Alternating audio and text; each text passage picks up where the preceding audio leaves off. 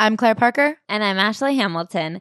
And this is Celebrity Memoir Book Club, the podcast where we say, hey, the reality of that book, we're trying to recover from it by giving you our version of that reality.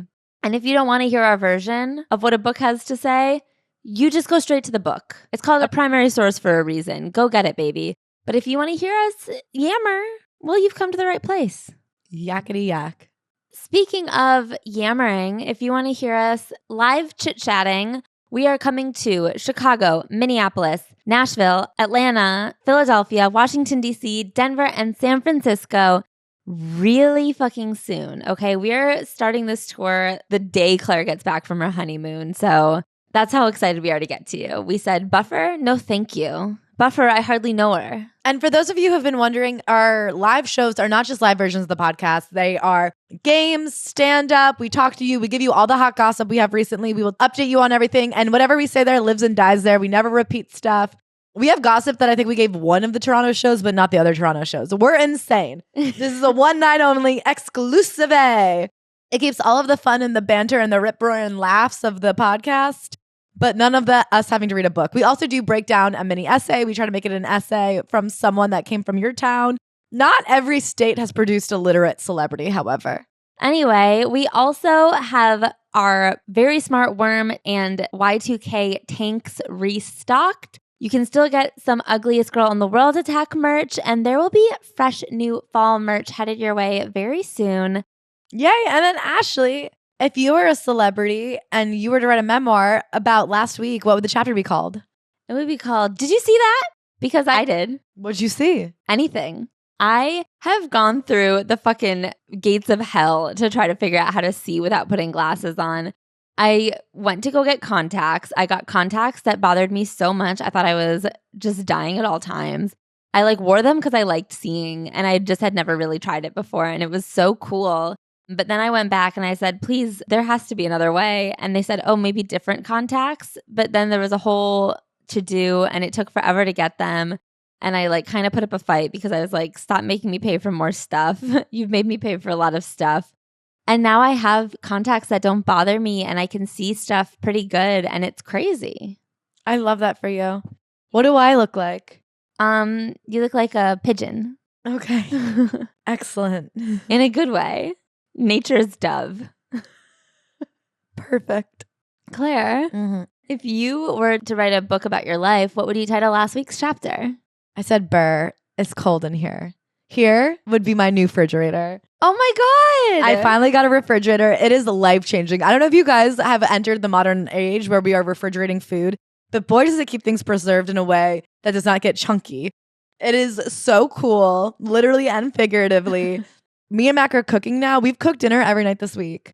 That's so crazy. And by that, I mean on Monday, I made salmon. And then on Tuesday, he made cutlets. And it turned out actually that the recipe he followed for cutlets was 2 pounds. And I tease him, but I also would not have known that. Did you know that 2 pounds of cutlets is actually 17 cutlets? No. Yeah, well, that's how much we made. So when I say we've been cooking dinner every night this week, I mean once Mac made cutlets for the month. And now we have cutlets for lunch, breakfast, and dinner. I had a cutlet on top of pasta last night.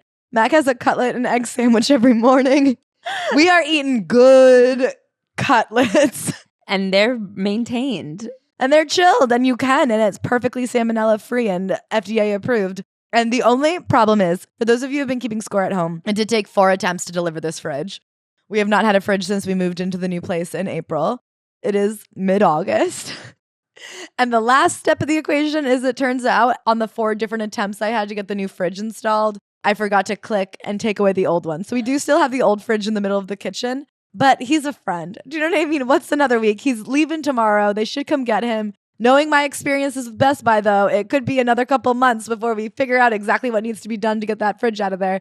But we're trucking and we're full of cutlets. And you know what they say? A tummy full of cutlets is a happy tummy. If you can't get the fridge out of there by the time you have the rehearsal dinner at your place, I wonder if we could decorate it like an altar. If we could make it full of flowers. Yes. You know how sometimes they do that thing where they'll fill a bathtub with flowers? Caroline Calloway. Yeah, but the bathtub is in the front yard. We could do that, but with refrigerators. I wonder if you could put koi fish in there. Speaking of class, a memoirist who never went to class. Let's talk about Recovering from Reality by Alexis Neiers. You knew her as Alexis Neiers, and if you're saying that doesn't ring any bells, does Emma Watson ring a bell? Because Emma Watson played her in the infamous movie The Bling Ring. Maybe you saw her on Pretty Wild. Maybe you've seen her in the meme where she said, Nancy Jo Sales, it's Alexis Neiers, and I'm calling to say that I did not wear 6-inch Louboutins. I was wearing little baby heels. The meme heard around the world, one of the most famous calls in the universe.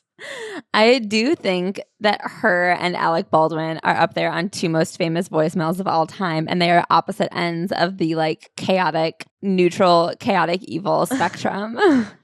Okay, so Alexis Haynes. It's hard to call her Alexis Haynes because I would not have bought a book from Alexis Haynes. I bought a book from Alexis Neiers, you know. Can I say something? The name Alexis Haynes, though, if somebody said, oh, you know Alexis Haynes, you'd go, no, but I'm sure I've seen her in something. Alexis Haynes is an Orange County housewife name.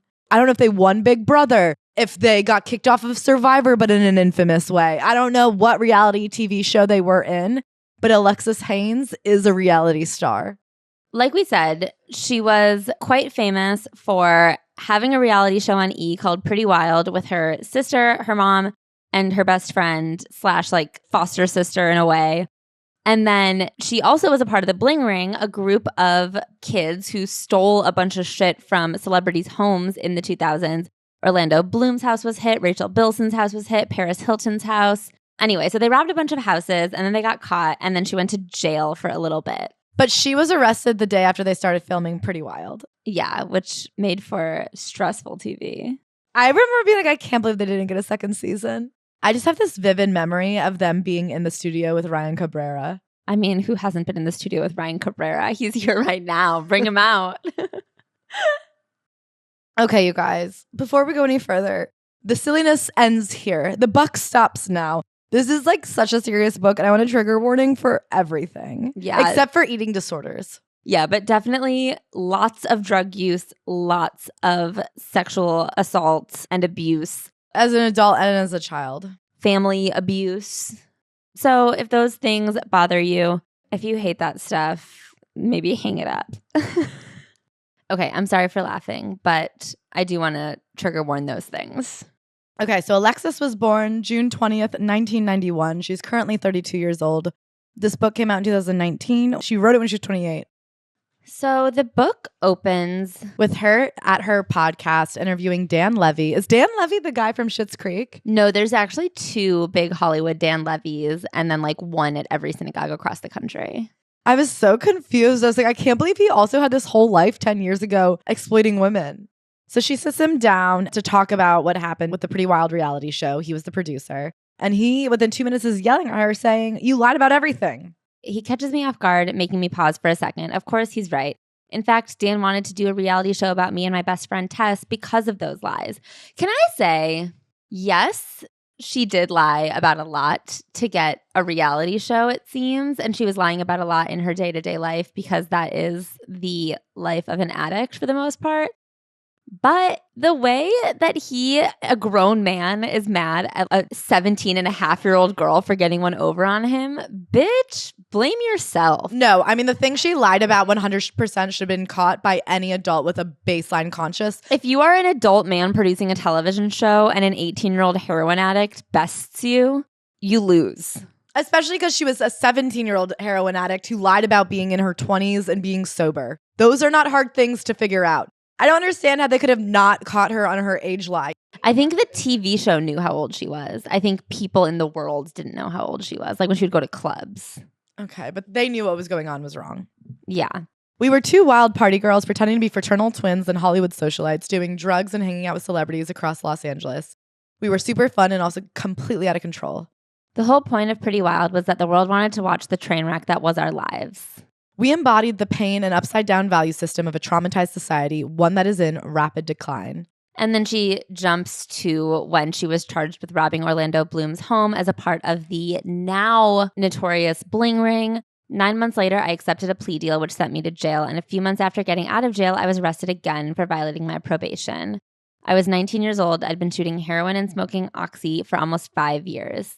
I'd been molested, raped, abused, jailed, and I was on the verge of an overdose too many times to count. And then, of course, how did we get here? She says, whether you know me from the podcast or my Instagram or that voicemail from a broken girl, we're all part of the same tribe. We're all here to heal. So let's do it. Let's recover from reality together.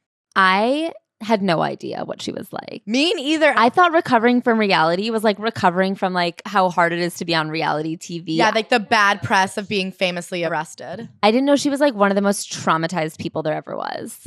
What I think is especially heartbreaking is the lies that her mom forced her to perpetrate in an attempt to exploit her were the lies of the image that kept people from ever showing her compassion.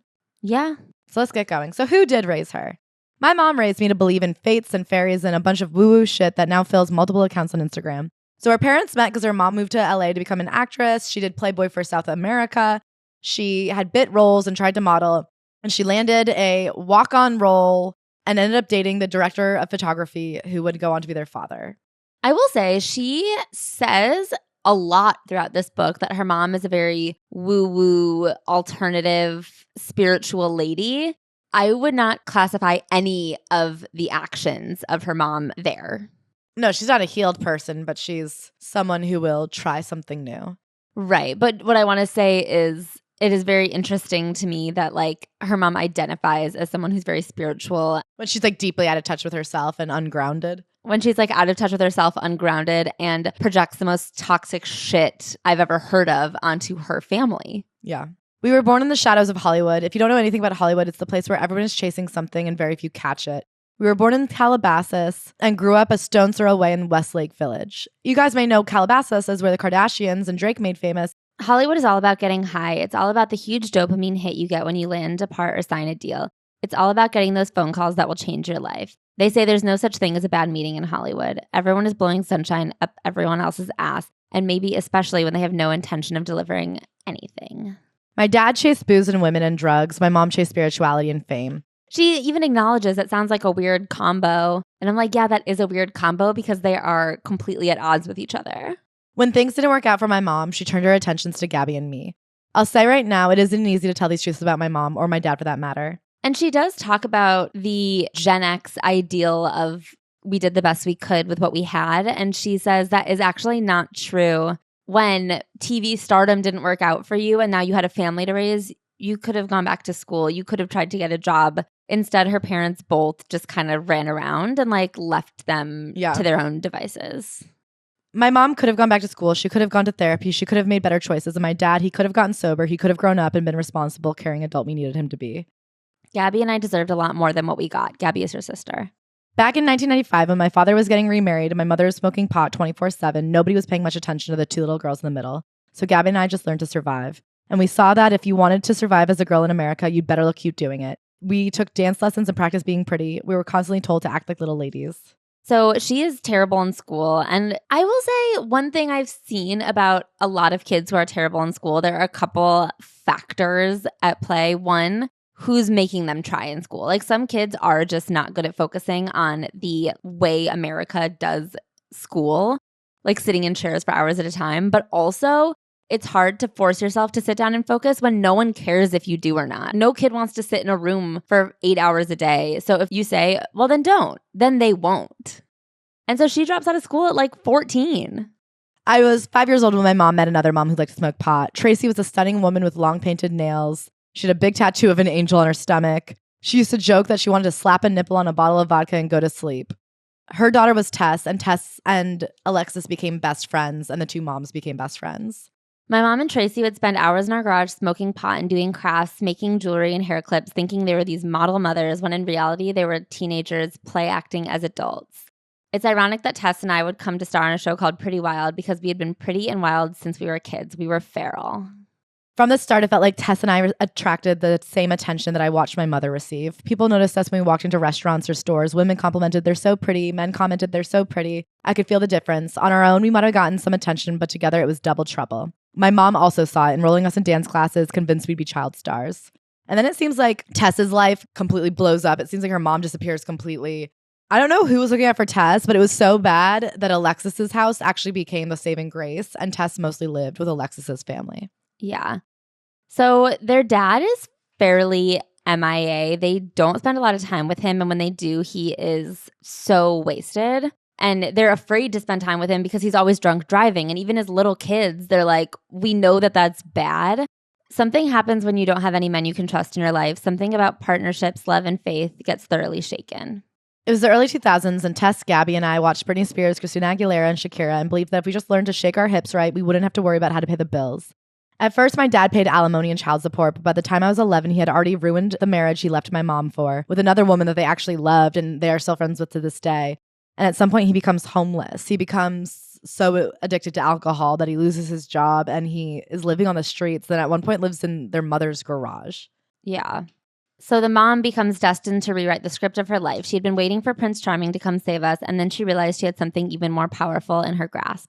She had 3 princesses just waiting for their tiaras. So she realizes early on that living adjacent to Los Angeles and having 3 beautiful girls in her care could be financially beneficial. And she also teaches them never admit that you're poor. She refuses to sign up for food stamps even though they're starving. And when she borrows an EBT card from the father, she makes Gabby and Alexis go in and do all the grocery shopping for the family because she will not be associated with it. So they are constantly pretending that they have more money than they do, rewrapping gifts under the Christmas tree. And she says that is so much part of the trauma of it was that they were taught to lie about who they were constantly.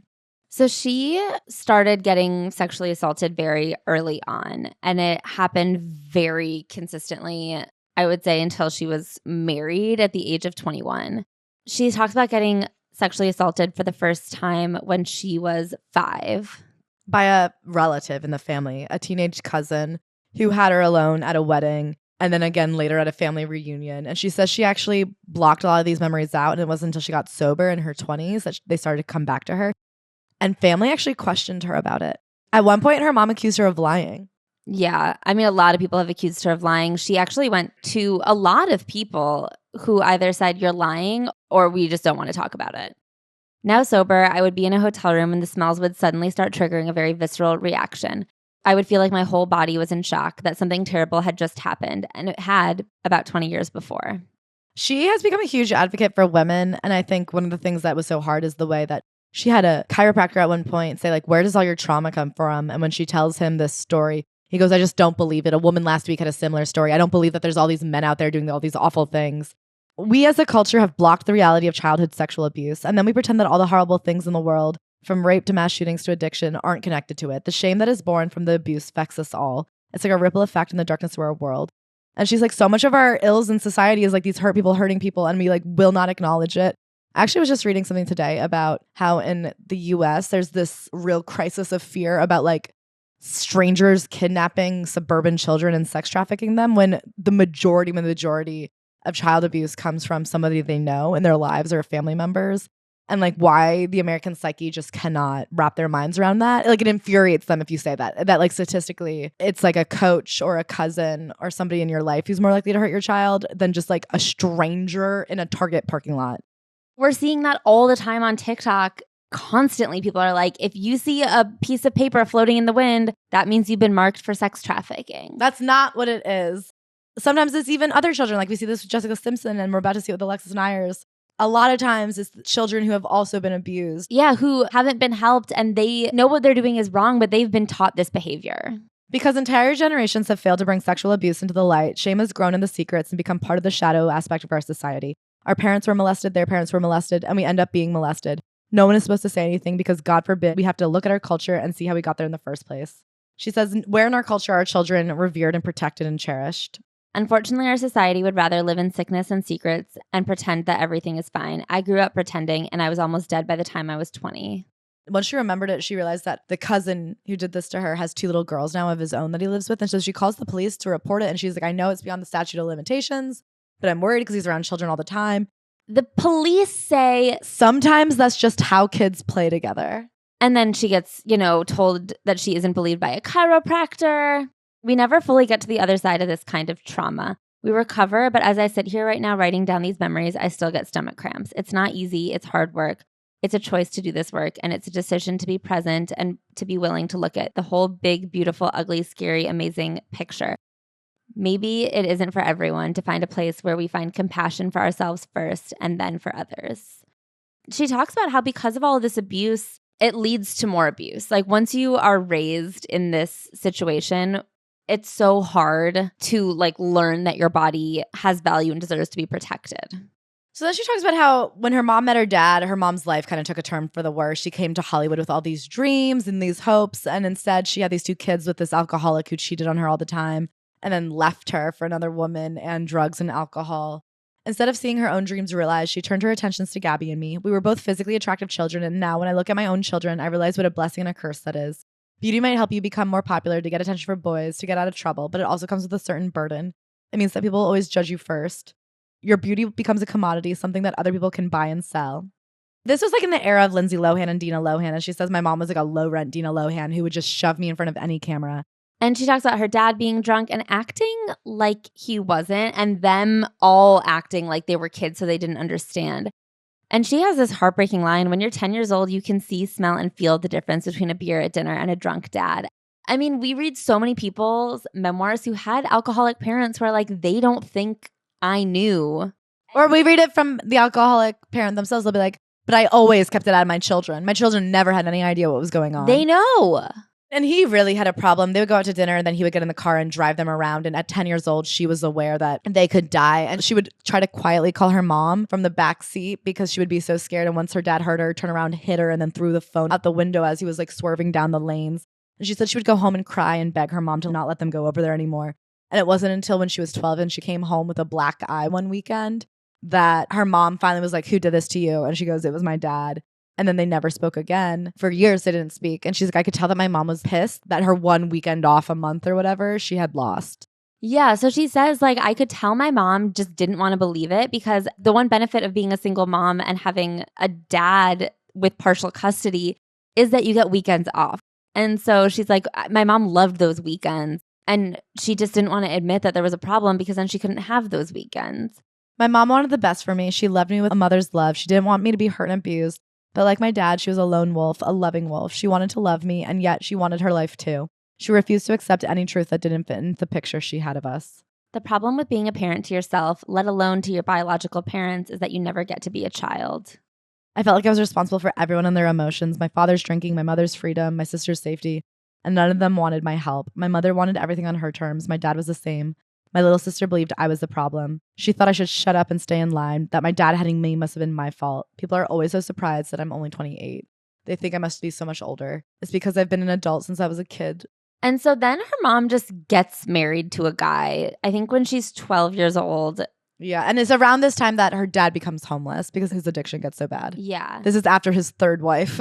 Her mom had been bringing home boyfriends for years, and they would always accept them and be like, you're our new dad. We really need an actual dad around. And they would always disappear. And so then they just kind of gave up. And then this new guy just shows up, and the mom marries him immediately. And they were like, well, that's not what we meant. Yeah, she's like, okay, you don't want to meet my boyfriend's fine. And then after 6 months of dating this guy, Jerry, she's like, this is Jerry. We're getting married next week. And they're like, okay, there must be a middle ground. She had convinced Jerry that their father paid child support, so Jerry would not have to take any financial responsibility for the children. But of course, the mother had no money. The father was homeless. So I don't know. She doesn't really get into what the repercussion of Jerry finding that out was, but couldn't have been great. Yeah. Being abused only increases your chances of being further victimized later in life. I had no idea what my body was for. People in my life contributed to my exploitation in many different ways, either actively or through negligence. So her parents didn't care. They didn't care for them. They didn't watch them. I grew up believing that these sexual ideas came from me, that I was the bad one. I was the girl with the scarlet letter. The truth is, I was just a little girl who needed people to take care of me, and instead I was treated like a little adult, so I became one. So she's then sexually abused by babysitters, female babysitters. She had a teenage babysitter that watched her that like fully molested her. She said she had this weird experience with her dad at one point had this wife that was also addicted to opioids and would just sit in bed all day drinking. And she would just have the girls come to the bed and play with her boobs. She's like, it's crazy what people will say, this is assault and this isn't. But she's like, it was all assault. It was all like sexual exploitation and nobody treated me like a child. Mm-hmm. She says that a couple of years ago, she took a test for adverse childhood experiences, which measures the 10 biggest traumatic events that you can go through in life. And your ACE score measures your risk of becoming an addict and predicts whether you will have mental health issues later on in life and whether or not you will like die, basically. And she got a 9 out of 10. Trauma is like a volcano. It simmers below during childhood and then it just erupts, blowing up into bad behaviors and dangerous choices. I started acting out sexually, trying to figure out who I was. By the time I was 14, I started smoking pot with my mom. By the time I was 15, I was addicted to a number of substances. The trauma ran like lava through my life, burning anything that was good and true in its path. I learned that to score drugs without any money, I had to use the only gift I believed I had been given, my looks. I didn't realize that with every encounter, every violent boyfriend, every blowjob traded for a little bag of dope, I was only re-traumatizing myself. I was disconnecting myself further from the little girl who learned at the age of 5 that her body wasn't hers and it never would be. The shame became so deep that it didn't feel like I had any choice but to embrace it, to believe that abuse was power. So her and Tess start doing hard drugs by the time she's 15 years old. At 14, she had already dropped out of high school. She just didn't want to go. And her mom was like, oh yeah, I'll sign a little form saying I homeschool you. And they would just stay home and smoke pot. She says, when you're a teenager who's never been taught a single coping skill, there's only one way through the pain, and that is escape. And she also says, so like Tess came from a family that was even more fucked up than Alexis's, if you can believe it. And it was almost like they were this toxic duo who pushed each other further. And every anger they had at the world, they were always like fighting or best friends or totally obsessed, or Tess had a boyfriend and was ignoring her, or Tess and the boyfriend broke up and she was desperate to have Alexis back help her. And she said their friendship was this obsession that just dragged her to the bottom. So then when she's 14 years old, she also broke her foot. And this led to a Vicodin prescription. And like we know can happen with a Vicodin prescription, an opioid addiction. And this is when she stopped going to the school. Yeah. And then she and Tess start smoking Oxy. I didn't know what Oxy was, but Tess and Kevin were doing it. And I was so obsessed with being cool. The last thing I was going to do was look like a loser in front of my best friend and my boyfriend. I was 14, and within a matter of months, I'd become a dropout and a drug addict. In our family system, we'd all taken on our roles. I was the scapegoat, Gabby was the forgotten child, and Tess was the troublemaker. I went where Tess went, and Gabby followed us both. Unfortunately, I also took the blame. She mentions a few times that she was caught holding the bag. Literally and figuratively. Yeah, and so this is some foreshadowing for, when she obviously goes to jail. So she only tells her story from the Bling Ring here. She does not get into her sister's. She does not get into Tessa's. And I would say the omission, when you find out what actually happened, is so large that it doesn't put her on lying, but you're like, oh, okay. She's so good at omitting their story that you almost think they don't have a story to tell. But they were all involved in the Bling Ring, and only Alexis went to jail. So on the Patreon this week, we are going to do a deep dive on what actually happened with the Bling Ring. Yeah, well, we'll try. So we're going to watch the documentary. Yeah, we'll watch the documentary. We'll read all the articles. And we'll watch the documentary and the Sofia Coppola documentary starring Emma Watson. I think it became hardwired to take responsibility because it felt like no one else around me would. I think that's an important line to remember for the Patreon this week. Mm-hmm. Everyone else shrugged off their roles and duties. They blamed someone else or they lived in denial. When shit hit the fan, everyone else ran while I found myself holding the bag. And she says that once they had tried Oxy, their only goal was more drugs. My mom didn't seem to notice our newfound passion for getting and using Oxy. The thing is, now that Tess was back, my mom was once again focused on making us stars. The Kardashians had just come out with their TV show, and since we lived Calabasas adjacent, my mom figured we could be doing the same thing.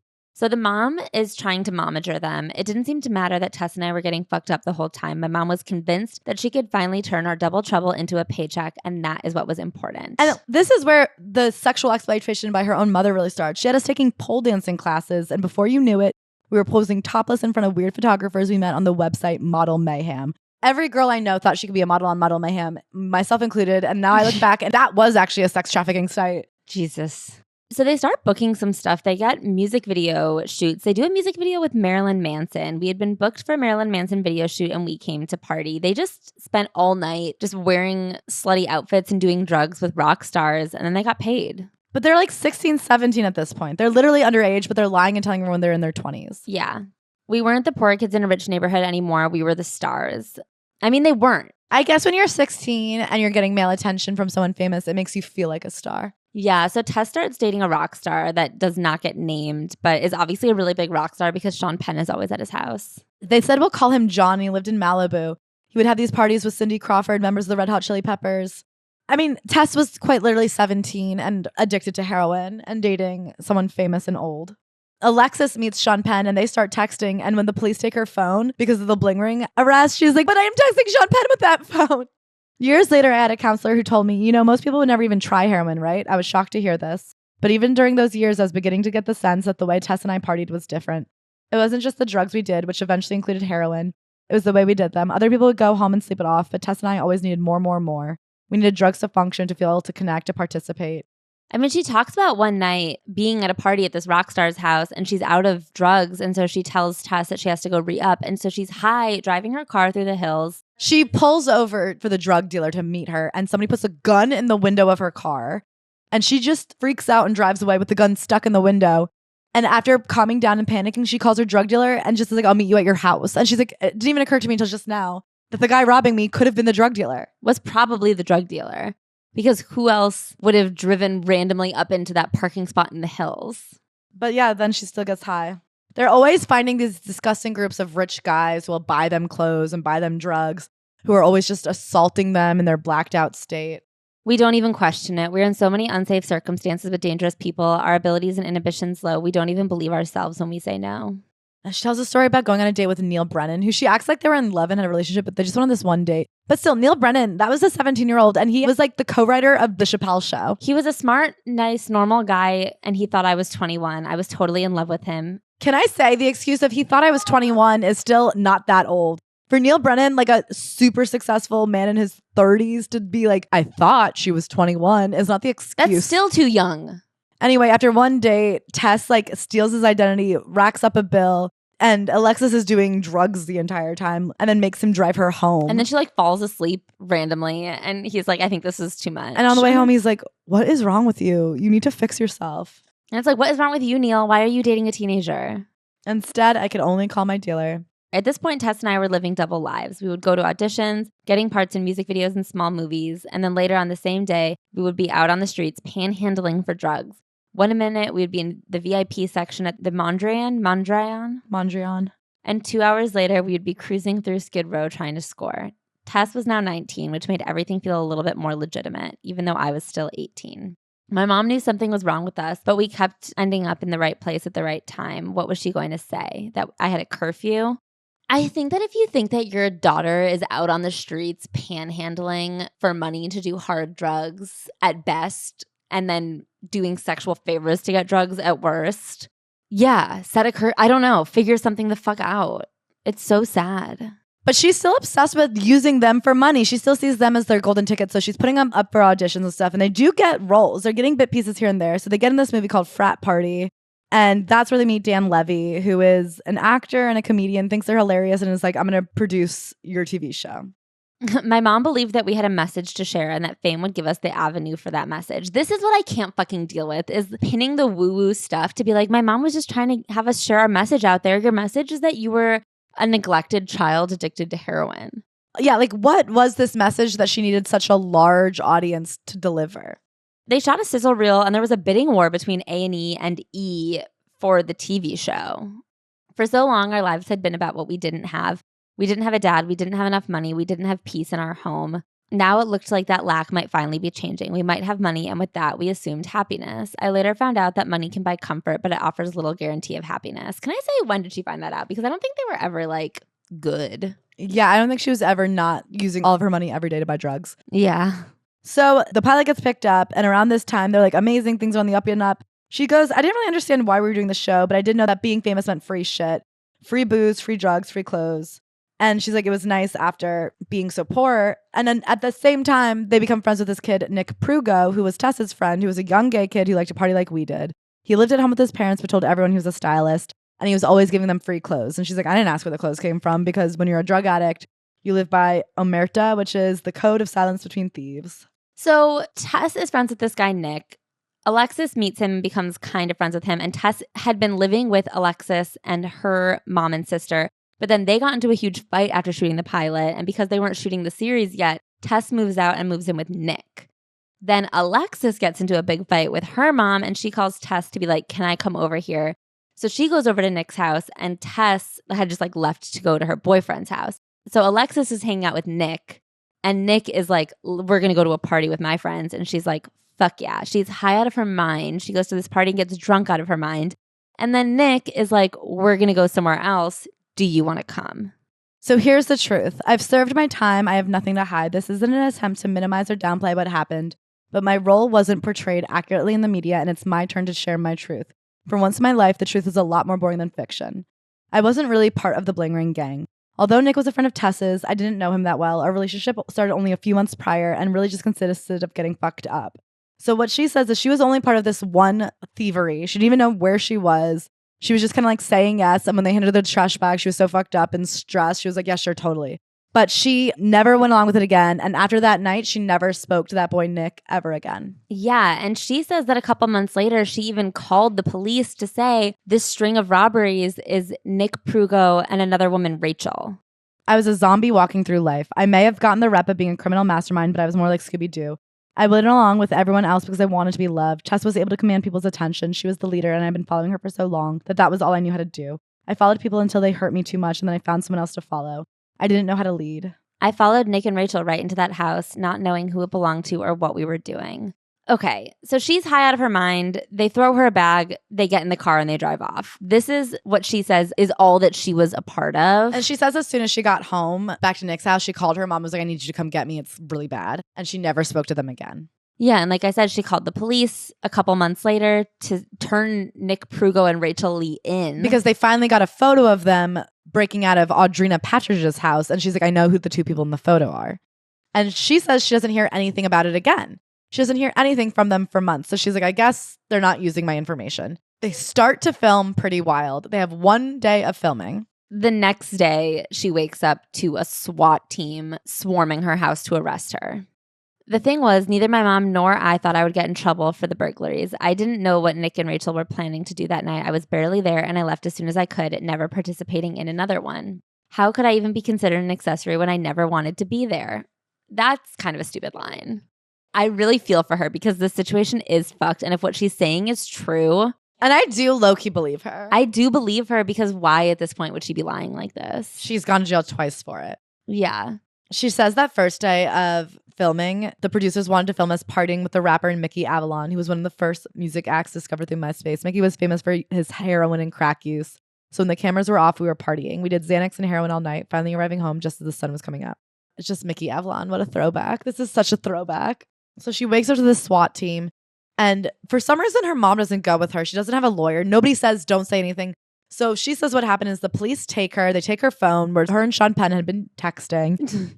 And they tell her it was Orlando Bloom's house. And then later they're like, do you know what house you were in? And she was like, yeah, Orlando Bloom's, like thinking it was a test. And they're like, gotcha. Now you're fucked.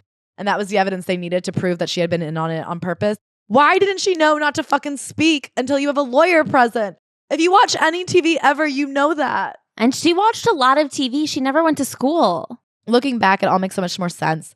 Young and naive and in the middle of filming my reality TV show. And though they didn't drug test me, I'm sure they could see I was fucked up. I was coming down from heroin and Xanax in the interrogation room. I just wanted to go home and crawl back into bed. Who cares about a dumb, young, spoiled drug addict who doesn't give a shit about the world? They certainly didn't. Our society throws away its sick. Only recently, because of the opioid crisis, have some people begun seeing addiction for what it is, a survival mechanism for dealing with pain. But for years, we were stigmatized, driven underground, left to die. As I found out later, Nick had identified me being one of the two figures in the hazy security camera footage they had. They took us to the Van Nuys station for booking, and Rachel ended up in the car ride with me. We couldn't talk. I'm not even sure what we would have said to each other. We were both in our own worlds of mayhem. It was just for one night, but those worlds intersected. So I guess the reason she was brought down was she got named by this guy, Nick, who actually was the leader of it. Yeah. As soon as I got home, I went back to bed. Our show producer, Dan, had already called us. He and the other producer were shocked, but also thrilled by the news. After all, this was good TV. They wanted to refilm me being arrested. So the day after, cops burst into my home, ransacked all my belongings, and led me away in handcuffs. We did it all again, but with actors, lights and cameras rolling. Talk about being re-traumatized. That's crazy. That's so fucked up. Now we had money to pay for my legal problems, and I had money to pay for my addictions. And as I was about to find out, both were about to get much, much worse. So she talks about filming the show. They were forced to fight to keep the show interesting. The producers would come in with a plan of attack for the day and be like, all right, what's going on in your guys' lives? What can we have a conflict about? And it obviously is so toxic. We learned that from YAF. When you come in forced to start a fight, boy, do you. It seemed like the closer Tess and I got to success, the sicker our relationship became. And the more famous they got, the more people were throwing them free clothes and free money and free drugs. They were just getting sicker and sicker. Not only were we pinning all of our hopes on the show that was slowly poisoning all of us, but as my lawyer explained, I was now facing real jail time. Also, poor Gabby, who was only 15 at this point, was getting sucked into the world and sexualized in the way that Alexis always had and wanted to protect her from. And she regrets that she was too high to continue to protect her. She remembers a topless shoot that Gabby did at 15. And she was like, to watch Gabby go through the same horrors that I went through when I could have stopped it. And I feel so bad because she calls herself a perpetrator of abuse because she says, at this point, I was 18, I was an adult, and I was like pulling Gabby into these situations. I was the traumatized person continuing the cycle of trauma. Whatever made me fun or interesting in the first place was fading fast. All the parts of me that once made Tess and I life of the party, the combination of that light that we all have mixed with the survival skills and a solid dash of the magic that happens when the drugs hit those opiate receptors was burning out. As my spark dwindled, my anger at Tess only increased. She was the one who introduced me to Nick, yet here I was, the one facing jail time, not her. God, I saw a clip that I sent to Claire of Tess being interviewed by like TMZ or whoever's shoving cameras in your face when you're trying to get into a car after a Hollywood club night. And she has charisma. Yeah, she's very beautiful. She's so beautiful. And the way that she's like 19 or 20 years old at that time, just kind of like handling the line of questioning and like being so cute about it. Yeah. I am like, that's something you're born with. So then Nancy Jo Sales interviews her. They believe Alexis is being wrongfully painted as like the head of this crazy operation, which it seems like she was. Again, we don't have the whole story. We'll watch the documentary this week, but I really don't feel like she would lie here. Yeah, I believe her. When you're on that many drugs all the time, you really can't be pulling off heists that good, I think. Yeah. So Nancy Jo Sales comes to do this Vanity Fair piece on her. But I will say the other thing. The person who's writing this book is someone with 8 years of therapy and recovery under their belt. And when you watch the clips like from that show and from that time, she was obviously out of control and insufferable. So like I do feel like Nancy Jo Sales showed up for this interview and was like, ugh. But that's what I was saying at the beginning of the episode is I think part of her downfall was this image that she was taught to portray. Yeah. On top of the drug-addicted, abused teenager who nobody was looking out for and was being exploited by her nearest and dearest caretaker. That caretaker was also saying, and act rich and act fancy. Like, there is that thing when you're 17 where you kind of think acting obnoxious like that is cute. Yeah. Do you know what I mean? And your parents have to be like, stop acting like that. And then you grow up and you look back and you go, Jesus Christ, was I a trip when I was 17? But I think if your own mother is saying, turn that on, pretend to be, like if you're looking at the Kardashians and your mom is saying, we need to become them, act like them so that we don't have to be poor anymore. And you're like looking to the Kardashians as a personality to pretend to be. When someone says, talk about how rich and beautiful you are, you're fucked. You're fucked. And that's our only way out of poverty. And you're 17 and addicted to drugs and probably already a little annoying because most 17-year-olds are annoying. Yeah. So she's 18 here. That's why she's faced prison time. I think that it's an important distinction because I, through other research, found out that Gabby was also robbing stuff. That does not come up in this book. Anywhere in this book. If anything, Gabby is painted as this innocent angel who maybe partied from time to time, but was just like stuck with her horrible older sister who was puking and dope sick and always sneaking into her bed and shivering and in her bed when the SWAT team broke in again. Yeah. So Gabby is painted like the little sister from Euphoria who's just like in the corner hoping for the best while her older sister like overdoses. I do think it's important because Gabby was underaged, and I suspect that it's because she maybe has a sealed record and Alexis is trying to like repair a quite damaged relationship, and that's why it's written this way. So we believe there were injustices committed during the investigation and thought that Sales was there to help us clear up the confusion. That Vanity Fair piece would not only prove my innocence to the world, but to the court. When the piece came out, it was horrifying. She painted me as a fame monster that only cared about partying. So, of course, she calls Nancy Jo and leaves the infamous voice message about her misbranding her shoes. It is different. It is so different. I'm sorry. Wearing Louboutins versus wearing like mall shoes is different. And I can't believe that the journalistic standard at Vanity Fair is so low. That is something that you could fact check with your eyeballs real quick. Louboutins like famously have red bottoms. Even I know that from that J-Lo song. I know the scene of me reading the article and irately calling Sales to give her a piece of my mind has launched a million memes, and I can finally laugh at it too. But the footage doesn't just show an oblivious, entitled girl yelling about BB shoes. It showed a young woman with substance. When I first read that, it was like young woman with substance, but no. A young woman with substance use disorder hitting her bottom, screaming into the void. How easy is it to laugh at people when they're down? We all point fingers at the fallen. Sometimes it's well-deserved. Harvey Weinstein, I'm looking at you. Okay. You're not doing yourself any favors by putting yourself in the same sentence as Harvey Weinstein. Of course, being addicted to drugs is not the same as like repeatedly abusing women for decades. But often it's just people going through the worst days of their life while everyone watches. No one has much compassion for you when you're losing your mind. They love you when you're on the other side, sharing about how you got it back, but no one loves you when you're in the middle of your shit. And I was in the middle of my shit. I don't have compassion for Harvey Weinstein. I know. I don't know why she brought up Harvey Weinstein. I think she's trying to be like, some people are bad, but yeah, nobody thought that you were bad like Harvey Weinstein. But I do think this is a really important point to bring up right now as we abuse the shit out of Raquel Leviss and then Amber Heard and then Britney Spears and then Monica Lewinsky. The way that we can constantly as a society be in this cycle of apologizing for the woman that we beat the shit out of media-wise 10 years earlier and then also have a new woman we hate. Like, think about why you're so angry at this person who has done personally nothing to you. Yes. So her lawyer says you have to take a plea deal, but she didn't want to. She said, I'm not guilty. She says, I refused to plead guilty because I didn't feel guilty, not fully. I stood there with a trash bag. Sure, I did what they asked me. I threw some stuff in because I was stoned and terrified, but my intentions weren't there. It's not like the intent to rob. It's did you rob? Yeah. And I will say that I don't think she deserved to be the scapegoat for this situation. I think Nick and Rachel went to jail too. But I don't feel like her sitting there being like, but I wasn't like as guilty as they made me seem. I like did it because I was high. I'm like, well, you still did it. And she has a few lines later that I partially agree with and partially disagree with, where she talks about how like she is a good person. She was just struggling with drug addiction. And I do believe addiction is a disease. But I also believe that there has to be certain responsibilities for your actions. And I'm not saying I believe in the prison system, abolished prisons. The way she keeps on being like, I was innocent, I was just high. I'm like, well, you weren't innocent, you were also high. And that is something that society should have like a way to take care of people. You know what I mean? Like there should be systems of helping people instead of being like, well, how about jail? Anyway, so they filmed up until the moment she turns herself in. She gets sentenced to 6 months. And she talks about how awful jail is. She says, Robert Downey Jr. once said something like, you can't go to prison and come out a liberal. I have no idea what he meant because I left with the seeds of the social justice warrior I currently aspire to be planted in me. All I saw in there was how our criminal system was cruel, brutally racist attack on people who had so much less than I do.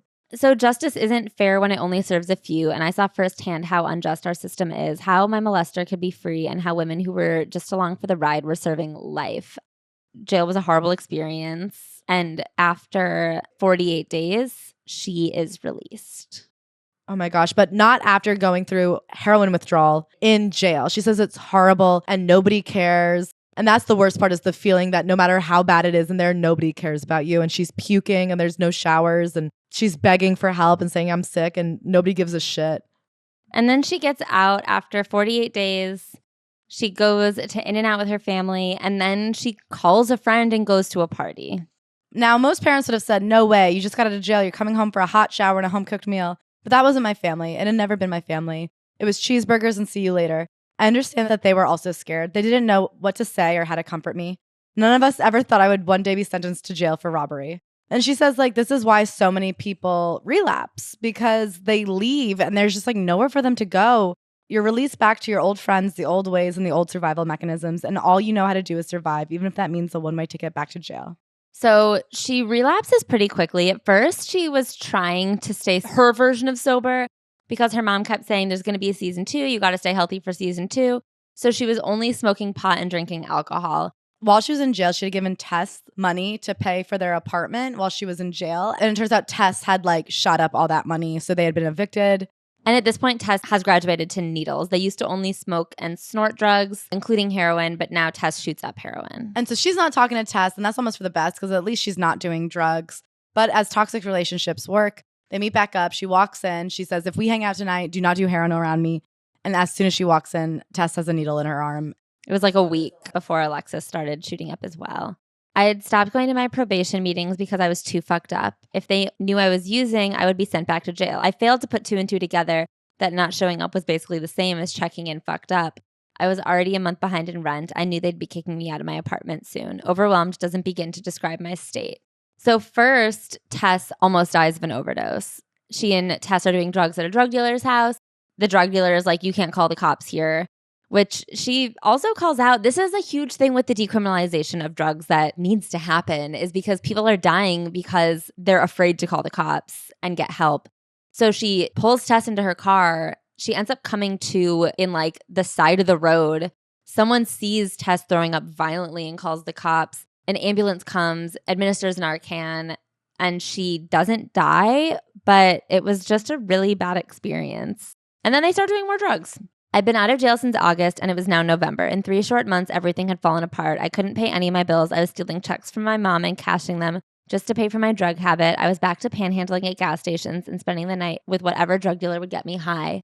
So then she finally moves back in with her mom at one point, and she's like, even though me and my mom were fighting a ton and I was acting horrible to everybody, my mom knew that every morning I woke up alive was a miracle. So she lets me back in, and she says, one day I went out with a friend and we ended up shooting dope together. He dropped me off around midnight. I crawled into bed next to Gabby. I was beginning to kick, but I knew it would be worse when I woke up. I had a little bit of heroin left on me, so I figured I would hang on to it to use in the morning before my drug dealer started taking calls. She was so high that day that she didn't even hear the SWAT team come back in and, of course, arrest her again for breaking probation. She was supposed to be checking in with her probation officer, and she didn't. And, of course, they find the heroin on her, and now she's in huge fucking trouble. She's facing 6 years in prison, and she does end up getting a chance. So she says to the judge, I can go to prison and keep being a horrible person, but I want to get better. I'm done ruining my life. And the judge sentences her to a year in treatment, which is just such an insane break that she got. I think it was the right call, but I wish more people got that call. And she has somebody pick her up. This is the miracle of recovery. We meet a stranger, and because they too have eaten McDonald's after kicking heroin in jail for 2 weeks, because they too have lost all hope, because they too have stopped being able to look at themselves in the mirror, we believe them when they say it will get better. I ate that cheeseburger and I smoked that cigarette, and it was the best meal of my life. It was the first day of the rest of my life. So she goes to rehab, and she's not entirely committed to getting sober at this point. She says that she's learned rehab is a window. It's a small glimpse into the outside world, and you basically have an opportunity to get sober, but if you don't feel like it, you won't. And so she starts doing the work. She starts going to meetings. She starts working the program, and then 2 months in, she relapses. She does whippets in a car with other people from rehab. And then she realizes that she could go to prison for doing whippets. And she's like, what the fuck? I didn't want to go to prison for whippets. I didn't want to fuck my whole life up. I wanted to actually live because that laughter had done something to me. It gave me a glimpse of hope. And just like that first high from dope, I wanted to chase it. I nearly killed myself so many times over, and none of those big dramatic experiences woke me up. But that stupid hit of nitrous on March 8th, 2011 rang a bell for me. It wasn't a bang, but a whisper, and I heard it loud and clear. That was the last time I ever used. I was freer than before. It was like being 13 years old again. When I first started using, except now I was on the verge of turning 20. I had no idea who I was or what I was supposed to do. And so now she's 20 years old, sober for the first time, and she has no real experiences to build on. I wish I could tell you that Here Comes the Sun started playing and all my pain disappeared, but I don't think it looks like that for any of us. I'd been using drugs since the age of 14, and now I was being asked to get up every day and go through it sober. That was a hard ask. It was brutal some days. I didn't know how to look at myself in the mirror. I knew I didn't want to be the girl detoxing in jail, but I didn't know how to love the woman I was becoming either. So she asks a guy in a meeting, do you know anyone that could maybe sponsor me? He gives her a number for a woman named Deborah, who still remains very close to her to this day. And that guy that she asked, they got married. When I was about a year sober, Evan and I started to date. And she had been dating the whole time that she was in recovery. She says that she'd always had boyfriends, and you're not supposed to date for your first year of sobriety, but she didn't do that. But she was dating someone she didn't care about. And as soon as Evan asked her out, she broke up with the other guy and was like, this is the one I want to date. So he asks her out and they go out. And right away, it was like love at first sight. He was smart and funny and had something I never realized was so important, kindness. They had so much fun. They go on this date. I had no idea where our coffee date would lead, but I knew this. Evan was exactly the kind of man I wanted to be with because he was the kind of person I wanted to be. I will say the red flags are waving at me. She says, my superpower was being mature beyond my age, and now it was time for me to show up for it. He would say things like, I'm interested in who you are now. After our second date, he asked to meet my mom, which felt a little crazy, but I also knew that he was 35, and as he explained, he was done fucking around. So she was 20. So she tells us the page before. She's 20 years old, has never been sober before. And then she's like, but I'm really mature. And then she's like, and this guy wanted to meet my mom after the second date. 1 year into sobriety, I find it very suspicious that they tell you don't date anybody for 1 year. And she's like, luckily on the 366th day, he asked for my number. I don't know if I believe this. And I also want a caveat. I want her to be happy. This book was so traumatic and scary and sad. And she has led such a traumatic life that, I don't know, the chances of having like a perfectly healthy, nice relationship, like with who, you know? Yeah. But this Evan... So anyway, so he meets the mom and she's like, he had no problem with my crazy mom because his mom actually was bipolar and had killed herself. So he's used to kind of kooky families. And then the next day he calls her and says, we're moving too fast. And she says, that's fine. We can stop dating, but I just need to say this. I think I've fallen in love with you. And then I hung up. And she like gives him credit. She goes, Evan was still a guy. And after rushing headlong into the relationship, he freaked out. No. No. You don't get to be like, oh, but he's still a man. He insisted on meeting your mom on the third date. And now you're like, but he's still a dude. No, fuck off. Why do you guys get so much credit for fucking existing? What an insane thing to do. That is so mean. So anyway, so then she sees him on Halloween. She's a date with another guy, but he apologizes, asks if we could try again. I agreed, but don't pull that shit again, I warned him. A few weeks later, we moved in together. Ugh. And then a few weeks after that, he goes back to Canada to renew his visa, and he doesn't get it renewed. So now they're separated for 4 months, and he calls her and says, will you marry me? I didn't even hesitate. Of course I will. Here's how I know it was the real deal. In every previous relationship, I relied heavily on the intoxicating effects of oxytocin and novelty. And she's like, because we had fallen in love over the phone, I knew it would last forever. And he's like, by the way, this isn't just for the visa. And she's like, I know, this is forever. And I'm like, oh God, this is rushing really quickly. So they get married in Mexico, and then he goes back to Canada, and it takes a couple months for him to get the visa approved. He comes home, they get pregnant immediately. He does not have a job. She does not have a job. They're living off of the life rights money she got from the Bling Ring movie. Meanwhile, her mom is still trying to thrust her back into the spotlight. My mom felt like I was giving up opportunities by not committing to my modeling and acting career. She felt like the burglaries actually gave me an opportunity to capitalize on the infamy, but I was hiding out in the recovery world, refusing to make public appearances. But I knew that my sobriety had to come first, and if I went back to the clubs and the late nights and my relationship with Tess, I was doomed. I can't believe her mom. I mean, it's insane. But I was becoming very pregnant and just wanted to be with my baby and be with my husband. Plus, beginning at about the 2-month mark, I bled through my entire pregnancy. Every day that I kept my baby felt like a miracle. Getting out and selling books and projects and appearances just felt dangerous. I had finally found safety with Evan, and my mom was starting to blow it all up. She also was like, it's crazy that my mom was like, you need to be doing all these things and give me 15% as your manager. And she's like, why? What connections do you have? What experience do you have? Stop making me work so you can live off of me. Yeah. She realizes that her working for her mom and her mom managing her gave her mom a reason to not examine herself. So if she's constantly pushing Gabby and Alexis, the mom doesn't have to stop and say, like, what am I doing? You know? Evan stands up for her. She talks so much throughout the parts of this book that she just wanted someone to look out for her, someone to stand up for her, someone who made her feel safe. So this guy comes around 1 year into sobriety, plucks her out of this recovery program, and is like, I'll keep you safe. I'll provide the one thing you've always been looking for, just a reliable person that you can trust. And even though he shakes that trust within the first 3 dates, she is so desperate for someone that she can trust. She's pregnant with this baby and she's going to give birth. She's decided to do an at-home birth with a midwife because she wants it to be as natural as possible. I understand recovering from drugs. I can't imagine how scary it is going into that world head first towards everything you've ever avoided. So she decides to stay home. The problem is the baby is born Frank Breach, folded in half with her butt pushing through first.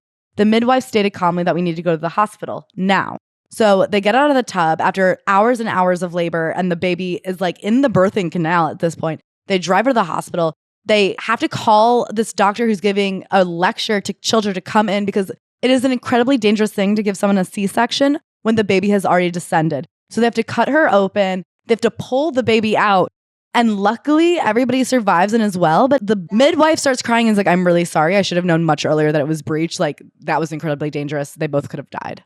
So another thing that we forgot to say while she was pregnant. So after she tells her mom, like, I don't want you as my manager anymore. I don't want to do this anymore. I want to focus on my sobriety and like my child that's coming into this world and my new marriage.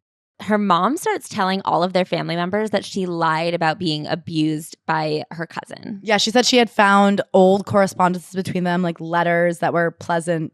And she used it to call up everyone in their family and say, Alexis lied about this. She's just trying to break up her family. If he had really assaulted her, why would they be cordial later? Actually, Alexis' sponsor gets on the phone and says, what are you doing right now? Why are you doing this? And her mom kind of snaps out of it.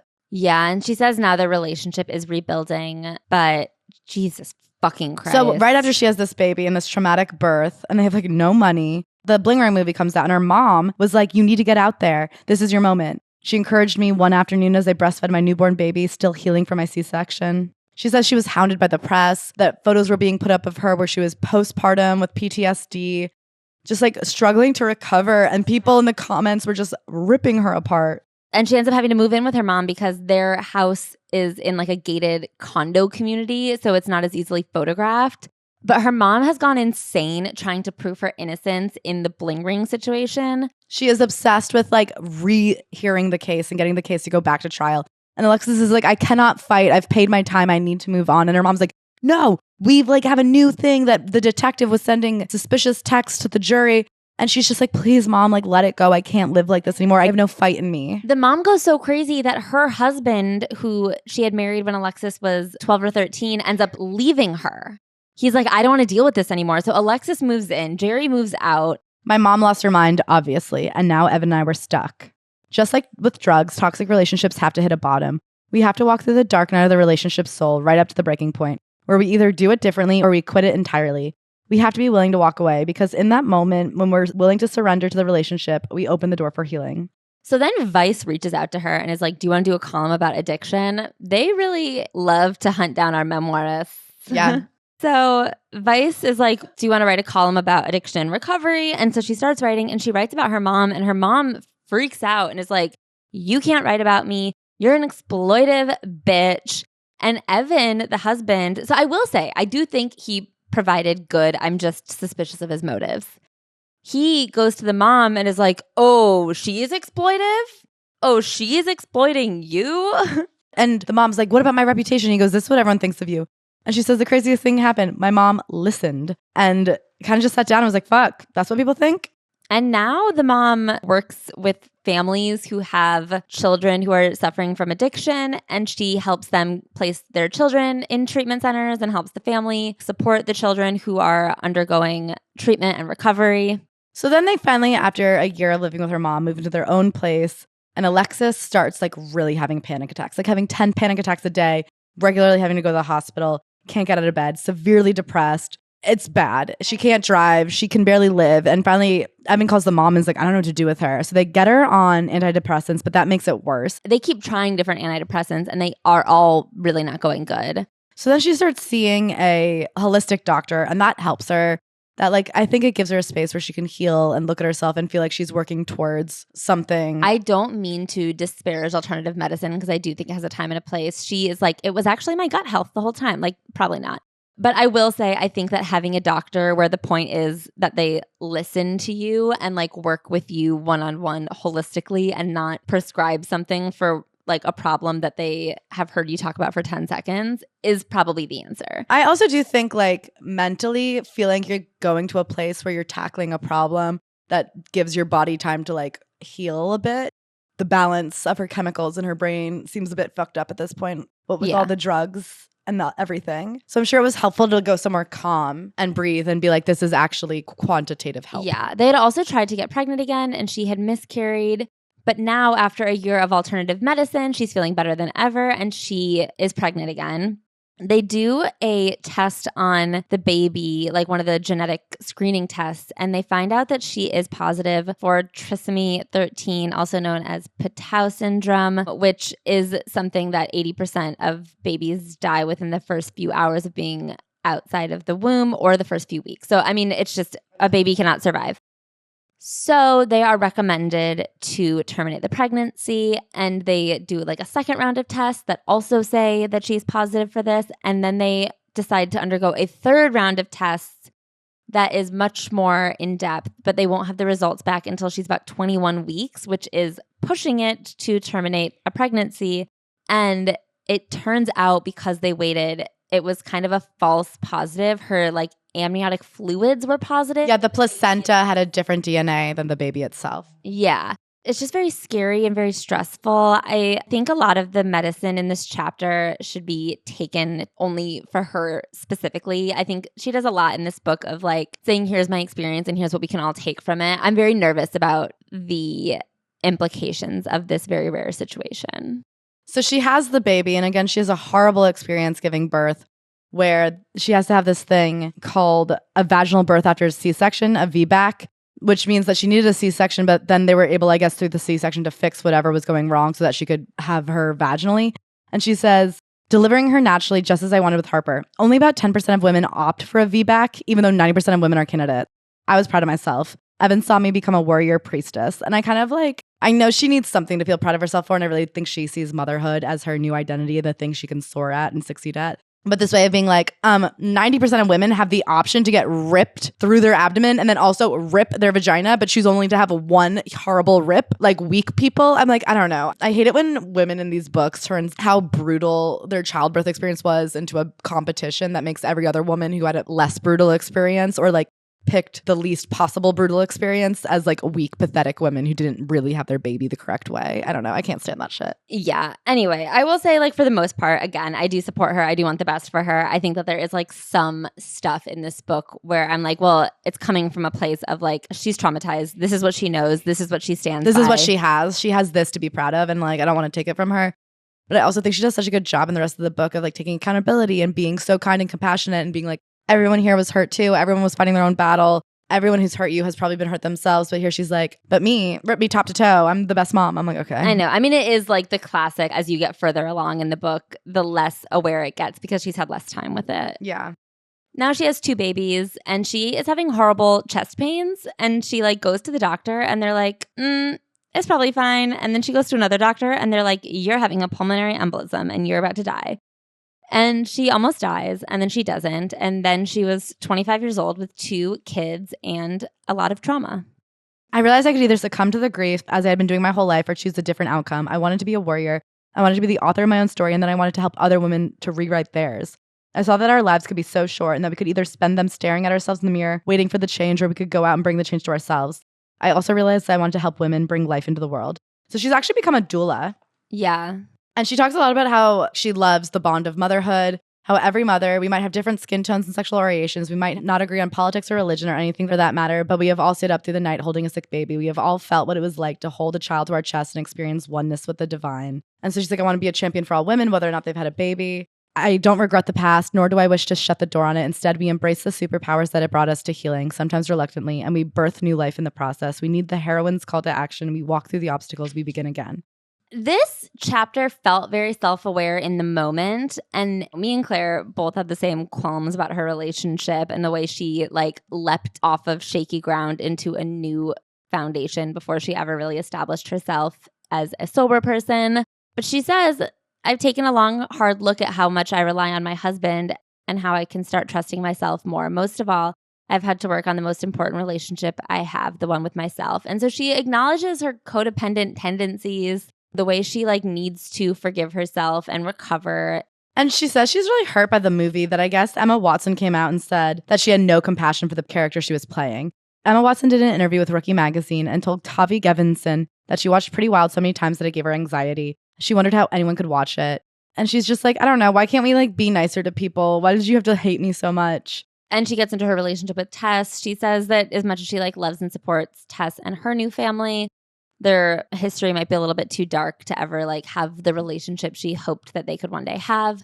They have like butted heads in the media up until last year. So we'll get into that on the Patreon as well. I like would love for them to be cool. No, I think they need to stay the fuck away from each other, honestly. I think they can never see each other again.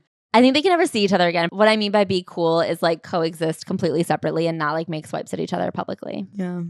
So her dad as well, he's sober now. She has a line that I actually really appreciate.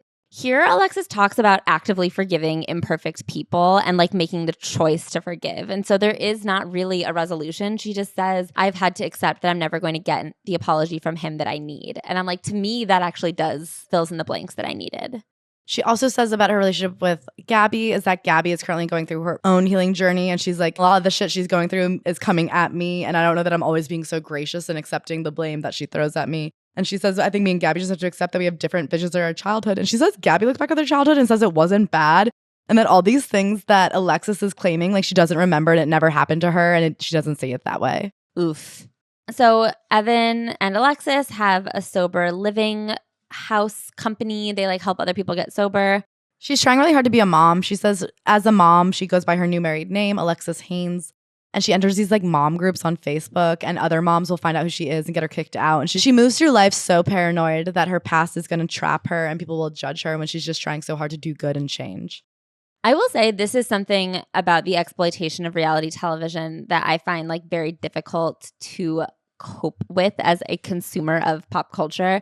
Because some of these people, I'm sorry, like the fact that she has been set up for life as this meme and probably got a few $1,000s from it. Like she made no money to have her reputation dragged forever. That's so exploitive because how much did E make, you know? Also, I think like looking at the Raquel situation from Vanderpump Rules, the way that people are so fucking hateful towards her and maybe for the rest of her life. And like at least what Alexis was blamed for, robbing, you're like, okay, that is illegal and that's bad. But it's like, I don't know, how fucking personally mad are you that some woman slept with some other woman's boyfriend? If you ask me point blank, is it wrong to rob Orlando Bloom? I'd say, yes, you shouldn't do that. Would I be like, and I can't live in a city where someone who would even think of doing it can live as, like, who has the time to be angry on behalf of Orlando Bloom? And I will say, like, again, I do think that she did it. Like, I don't care that she was like high out of her mind and she doesn't remember doing it and didn't want to be there. Like, she was there and she did do it. But I do agree with her that there is a difference when you are a drug addict and you aren't conscious. I think it's a very wavy line that we like do not have a system in place to address. Like there's no nuance. I know that no matter what I do in this life, the voicemail will always be with me. The thing is, for a long time, I was embarrassed by the things that happened to me. I was embarrassed by my sexual molestation. I was embarrassed by my mom. I was embarrassed by Tess and my friends. I was embarrassed by my drug use. I was embarrassed by Pretty Wild. And I was embarrassed by myself. That's what's so crazy about it, is that she's not worried about the felony conviction being forever with her. It's the voicemail. Like, it's the fact that she's been publicly humiliated because of her ties to reality television, because of her appearing on reality television. She has been like made this villain. Well, it's the notoriety. The thing is, when you go to prison and come out, not everybody always knows. Yeah. But like the meme follows her. The meme is large. Yeah. And that is what's so scary. But she's just like working on being sober and helping and reparenting herself. And she's like, me and Evan, we're working on our relationship. And she says, last year was the worst year of my life. I hit a rock bottom. When she said that, I was like, you hit another? How much lower was there to go? There was like a shooting in her neighborhood. Some of their sober living houses burnt down in the Malibu fires. And then her grandpa died.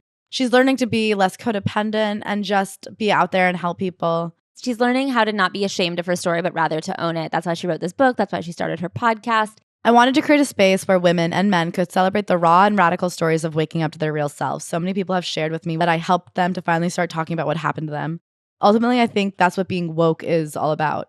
It's not about cancel or call out culture. It's not about censorship or political correctness or somehow taking us to a place where we're afraid to speak. It's about waking up to the inequities and privileges and melting polar ice caps that make every day on this planet, as absolutely miraculous as it is, also fucking terrifying. It's a bell that's ringing, calling us to be our own heroes and heroines and to reach out to our brothers and sisters to hopefully help them in their own small way. Faith is not a destination. It's a starting point. It's just the part where we let go of the outcome. Of course, we must still take the action. It's that radical, unconditional love that we need to start offering ourselves and each other. That's how we heal. That's how we recover from reality. And so it is. Okay. I mean, there was a lot in that book. The fact that she is a serious drug addict, I didn't know that that was a part of her story at all. I didn't know that they were like fake rich. The portrayal of her really is like these were just these rich girls who got bored in LA and stole from other rich people. And they're just brats and entitled. Yeah. I can't believe that that narrative persists. I can't believe that Nancy Jo What's-Her-Fuck didn't like see the real story that this was and instead just like leaned into the most boring fucking narrative I've ever seen. I just think it's a good reminder to be compassionate when a 19-year-old girl is being publicly mocked on TV. Yeah. It's worth taking a moment and saying, should we maybe give her a bit of privacy? Or even if you do think what she did was so stupid and she sucks, like before you make memes and retweet and make more videos piling on with the exact same jokes as everyone else, maybe to say, maybe I'll sit out this conversation. Maybe this 19-year-old girl, even though I think she's wrong, doesn't need to be mocked by me specifically. The funny thing about her is like she did the time. We didn't need this internet justice of hate. Yeah. She literally went to jail. How fertile would you say this soil is? Oh, 5. 5 worms out of 5 worm poops. And how many worm teenies would you None! want? Stay sober, bitch. No worm teenies. Yeah, same. I don't really need to be anywhere near her. I'm happy I read the book. Very fertile book, but we'll keep living our very separate lives. You guys, the Patreon this week will be all about the deep dive into the Bling Ring girls. And then, of course, if you sign up for the Patreon, in case you didn't know, you get access to the backlog of every episode we've ever done. Yeah. And we love you guys so much. So much. And we'll see you soon live. And Ashley, who do we love the most? Thank you, our wormies who gave us 5 stars.